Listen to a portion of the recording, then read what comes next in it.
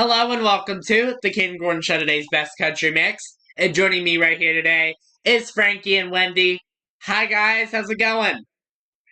Good day. Good day. G'day from Australia. That's awesome to have you guys. Do you actually know anyone that says good day?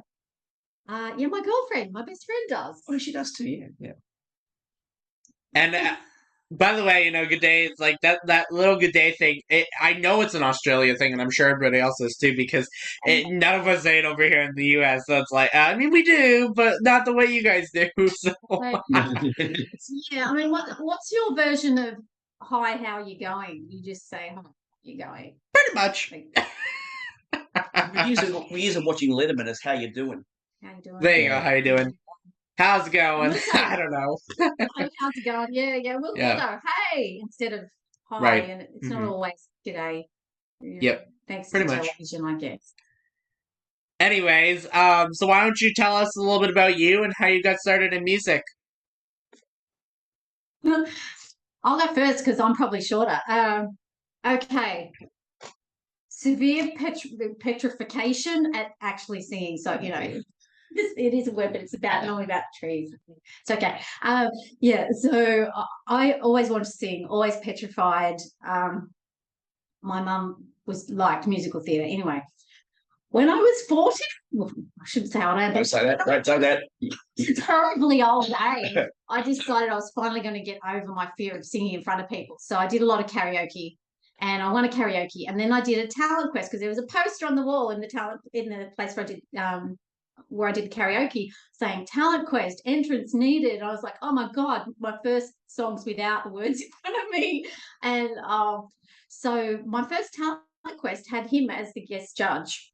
This man here, Franky, and he just was handing his cards around to everybody, saying he did backing tracks, and I had no idea what a talented musician he was because he wasn't talking about that side of his business. So anyway, 6 months later, I had some money for some backing tracks. So I emailed him. I said, "Look, I'm that lady who was petrified on the stage." I was okay. This is a demo. It's a demo.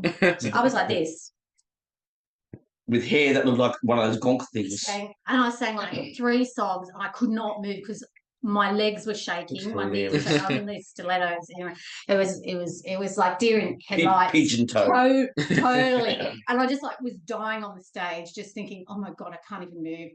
Oh my God, everybody's looking at me.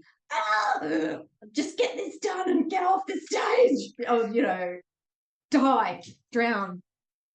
Just I couldn't. There's no way I could. You didn't win. I didn't win. But anyway, so 6 months later, I stalked him because I found out he was a musician, and I thought, if I'm there for long enough, he'll let me get up on the stage and I can practice on a real stage. Oh no! You got to tell this story, actually. So I was dressed. I went to every show to watch him, and I was actually dressed up and vocally warmed up, ready to go, just in case he would ask me to sing. That's how it started. Yeah, for me. And then I 400 gigs later became a professional entertainer because they went, "What's that girl?" Yeah, 400 gigs later, here she is. Yeah. And your story? My story is, I started long before I was born, from what I gather from what Gary said. And I've been around for a long, long time. I played with the Monkeys and toured with the Shadows and a few other people and did the play school thing. And played most of the Australian popular tribute bands I've been part of as either musical director or whatever type thing. I played a multitude of instruments.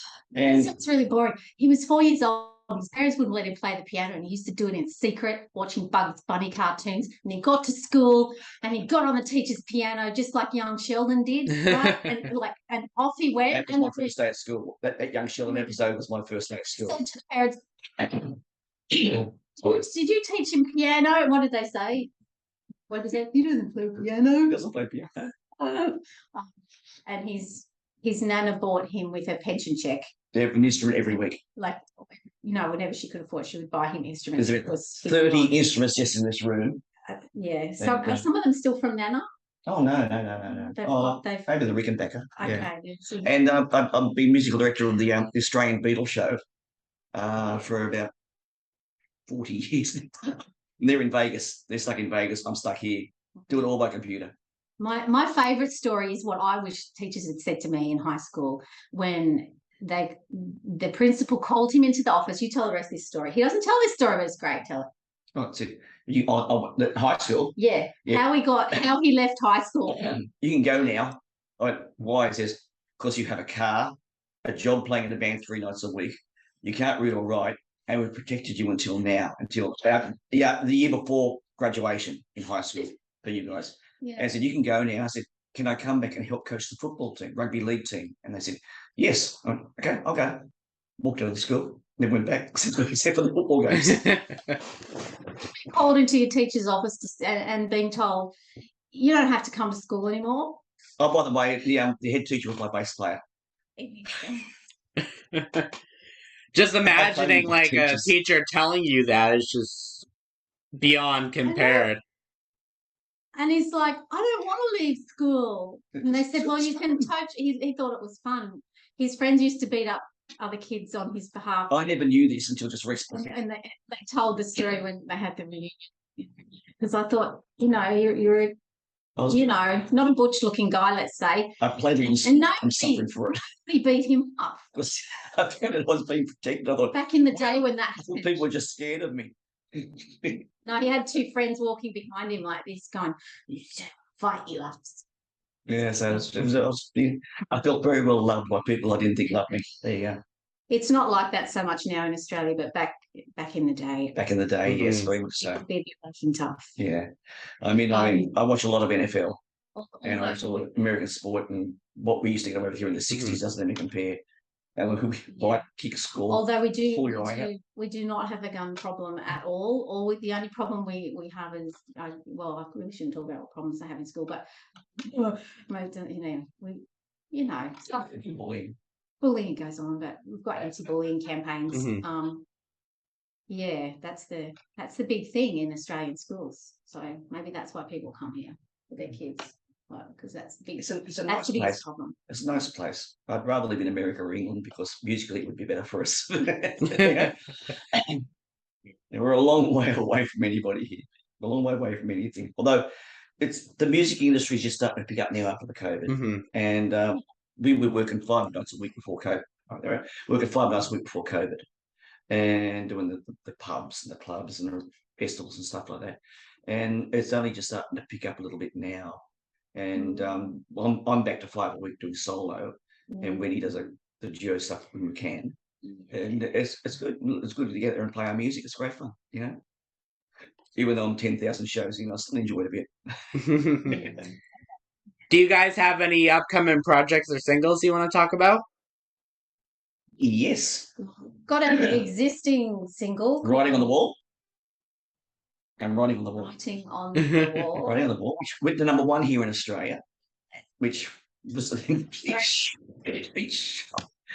been wanting a #1 single in Australia since 1984. Oh, that's it for a very long time. His entire life he's been hoping for a #1. And Pete, I was manifesting for about a year. Texts me. Yeah. Pete's been my publisher for nearly 30 years now.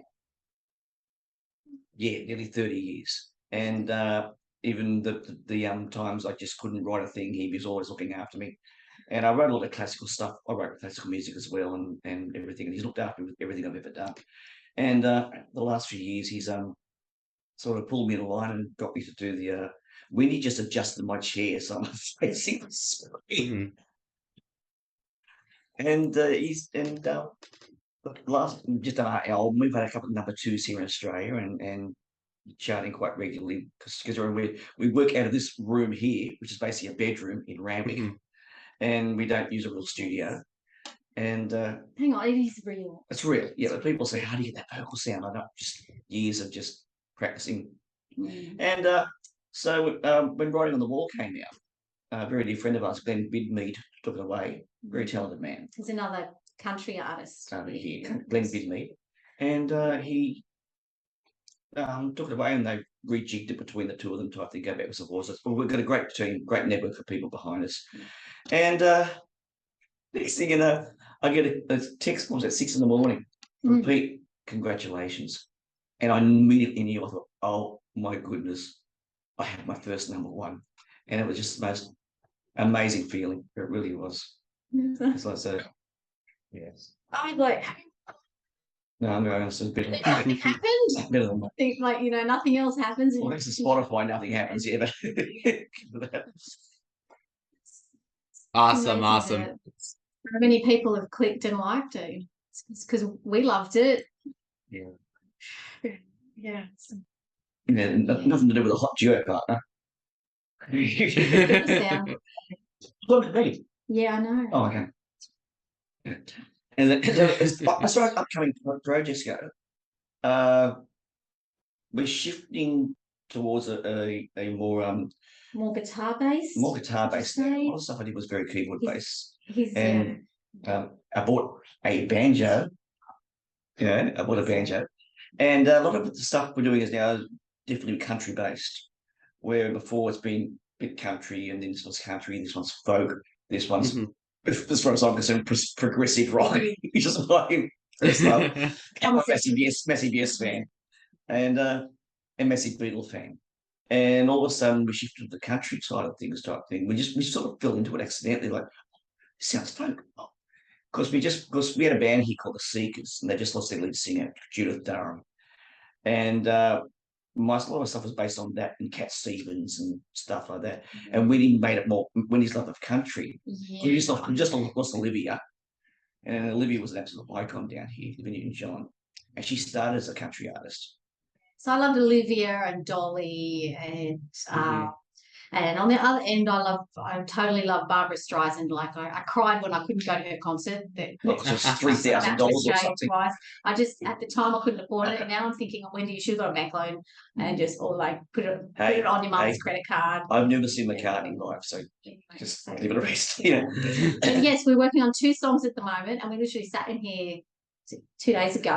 Well, the first we ran through it, and I said, let's double the speed of that. Yeah. And it really rocks on now. So I know it's a really weird thing as far as inspiration goes, but you're never too old to have inspiration from other artists. And I've always considered myself more Rick Wakeman, who's the keyboard player from Yes, than anything. But the last few years, the Beatles took hold, and even now, the new singles I'm working on at the moment, I listen to some country stuff, and they go to Taylor Swift, her country stuff, going, she's banjos, and this is great. I mean, like I'm not a massive fan of that way the songs. But the production is just absolutely incredible. And it's like, when Keith Urban went overseas and came back, and all of a sudden it's like, that's not Keith. Keith's the guy that busks on the corner of Tamworth at our music festivals. He's a big star. He remembers Keith when he started out because he's been in the music And industry Hugh. for so long, and Hugh Jackman. Hugh Jackman. When he was skinny, and yeah. He still has skinny legs. Don't go there. Don't. Yeah. Yeah, so he's very well connected musically, and I was raising kids and went, I'm hearing a talent quest. Oh my god, am I, like next thing you know, you're number one. I know, and then I Google everybody because I literally don't. She walked up to some of the most famous entertainers in Australia because we've won a lot of awards down here.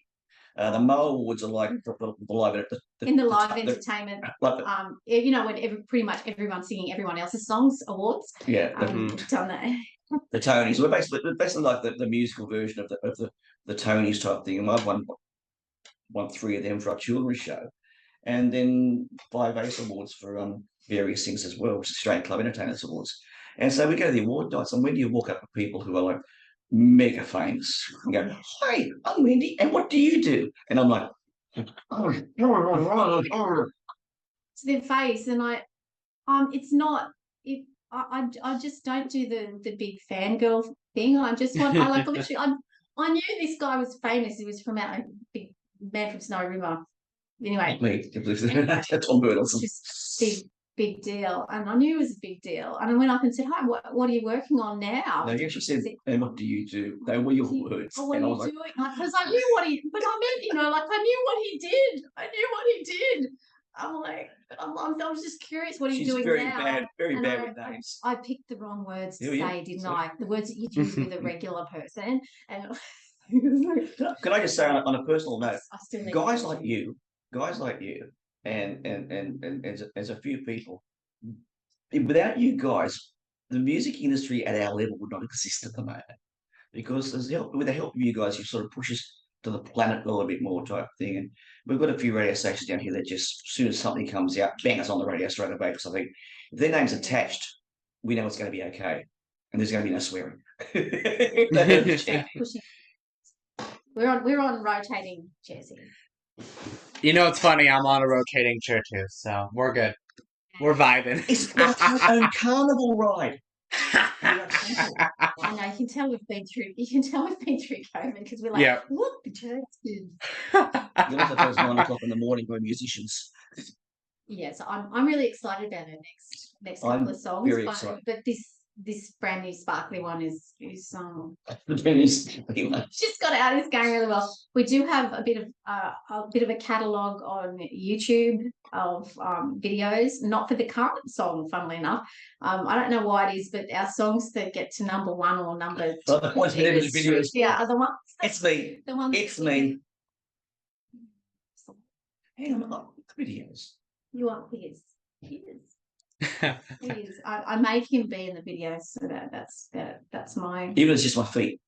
Yeah, sometimes it is just his feet. There's one not long ago that he never got to see me at all.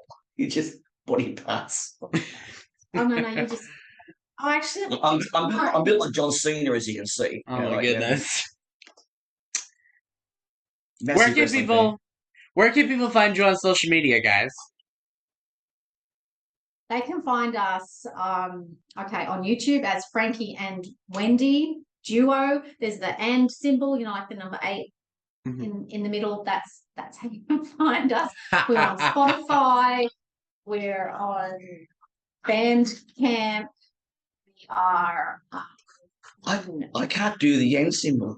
We don't have a website. He has a website. But it's just dead. That's like I rather use Facebook. Facebook's more interactive. So these yeah, days. so Facebook we are called Franky and Wendy duo, just the same as for the YouTubes.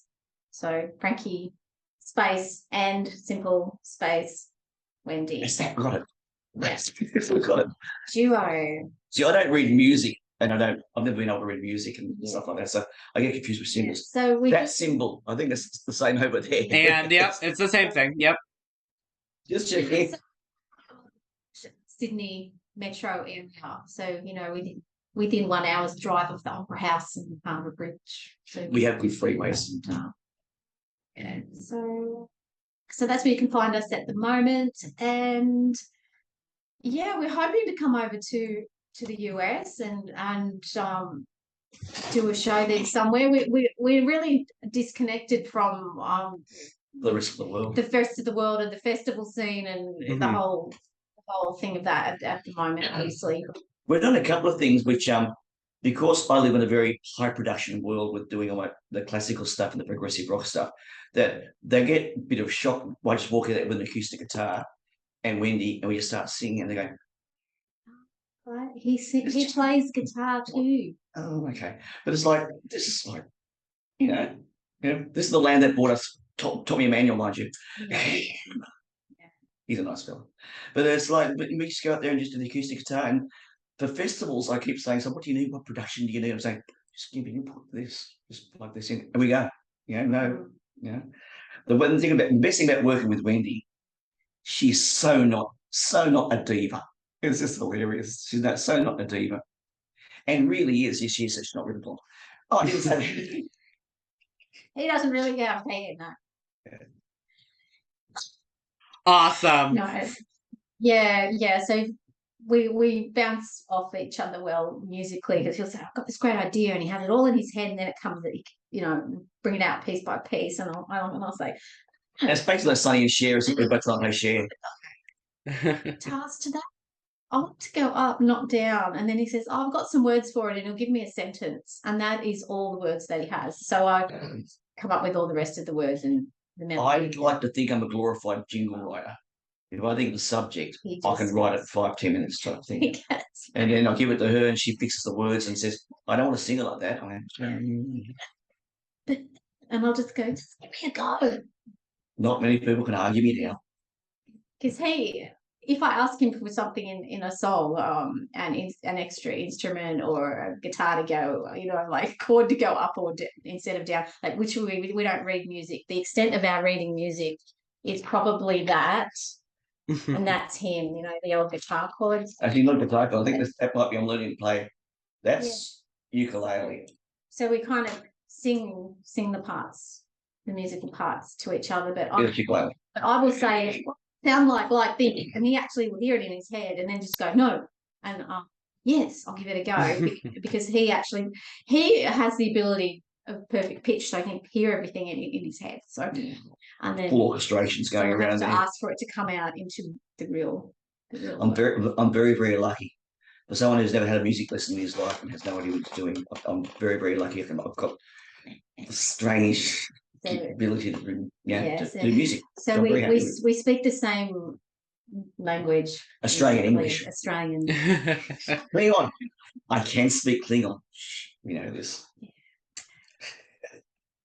Franky and Wendy, thank you so much for taking the time to come on the Kayden Gordon Show today's Best Country Mix and telling your story. It was awesome getting the time to chat with you today. Thank you so much. And stay warm because Massachusetts, I know it gets really, really cold. Oh, I'm not ready for that yet. No. It's on the way. Is it? It's on the way, yeah. Mm-hmm. We're in the summer. Okay, thank you so much for having us. Thank you very, very much.